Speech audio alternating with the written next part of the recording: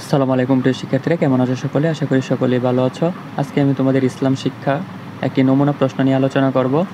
যদিও এটি একটি নমুনা প্রশ্ন, কিন্তু তোমাদের পরীক্ষায় আসবে। অর্থাৎ এই প্রশ্নগুলো তোমাদের পরীক্ষায়, যে কোনো পরীক্ষায় আসবে। বার্ষিক বলো, দ্বিতীয় সাময়িক বলো, এরকম প্রশ্ন তোমাদের থাকবে। তার কারণ হচ্ছে এখানে অনেক ইম্পর্টেন্ট প্রশ্নগুলো তুলে ধরা হয়েছে, ঠিক আছে? পরীক্ষার জন্য সময় পাবে তুমি 2 ঘন্টা 30 মিনিট, পূর্ণমান থাকবে 100। প্রথম প্রশ্নটি দেখো, সঠিক উত্তরটি খাতায় লেখো। প্রথম প্রশ্নটি হচ্ছে, কোন ইবাদতের দ্বারা সম্পদ বৃদ্ধি পাবে? তোমরা দেখো কোনটি উত্তর হয় এবং কমেন্টে তারপরে জানাও। তারপরে হচ্ছে 2, আল্লাহর কাছে কুরবানি কি পৌঁছায়? এটা অনেক সহজ প্রশ্ন, তুমি কমেন্টে অবশ্যই আনসারগুলো বলবা। অতি বিনয় ও নম্রভাবে আমরা কোথায় হাজির হব? এখন একটু তোমাদের সাথে পার্সোনাল কথা বলি। তোমরা অনেকেই দেখি ভিডিও দেখো, কিন্তু অত্যন্ত কষ্টের বিষয় হচ্ছে যে কেউ সাবস্ক্রাইব করো না। দেখো, আমি এই চ্যানেলে প্রতিনিয়ত তোমাদের জন্য কাজ করে যাব। অর্থাৎ 5ম শ্রেণী থেকে বলো, 6ষ্ঠ শ্রেণী বলো, 7ম শ্রেণী বলো, 8ম শ্রেণী থেকে দ্বাদশ শ্রেণী পর্যন্ত আমি তোমাদের জন্য প্রশ্ন, সাজেশন এবং কি উত্তর, তারপরে বুক অ্যানালাইসিস সব কিছু তোমাদেরকে সুন্দরভাবে বুঝিয়ে দেওয়ার চেষ্টা করব।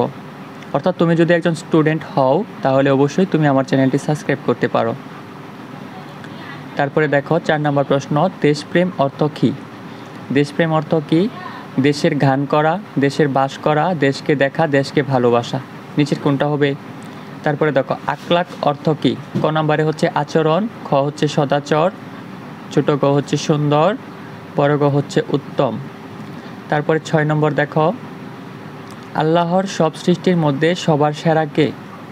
অবশ্যই সেটা মানুষ। জিন ক নাম্বার আছে, জিন পরি, ফেরেশতা।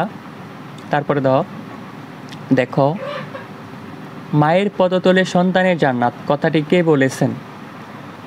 ক নাম্বার হচ্ছে মহানবী সাল্লাল্লাহু আলাইহি সাল্লাম, খ নাম্বার হচ্ছে আল্লাহ তাআলা, ছোট গ হচ্ছে ফেরেশতাগণ, গ হচ্ছে নবী রাসূলগণ। মহানবী সাল্লাল্লাহু আলাইহি সাল্লাম কোথায় হিজরত করেছিলেন? ক হচ্ছে কুফায়, খ হচ্ছে তায়েফে, গ হচ্ছে মদিনায়, ঘ হচ্ছে মিশরে। কালাম অর্থ কী?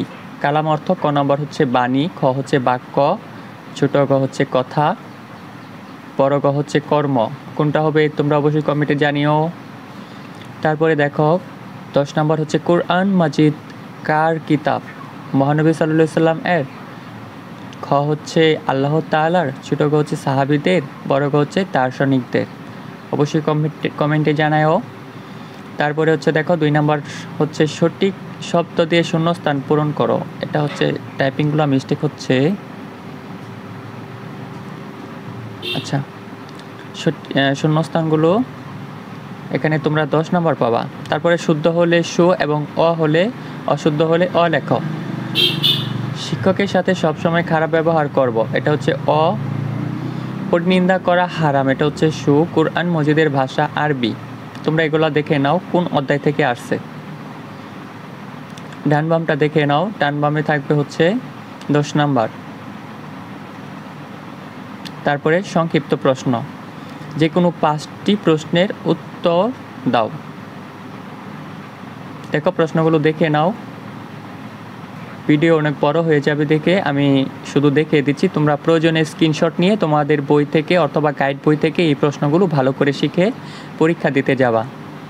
দেখবা যে কমন পড়বেই, অর্থাৎ এই প্রশ্নগুলাই তোমার পরীক্ষায় থাকবে। 6 নাম্বার দেখো, যে কোনো 5টি বর্ণনামূলক প্রশ্নের উত্তর দাও, অর্থাৎ এগুলো হচ্ছে বড় প্রশ্ন।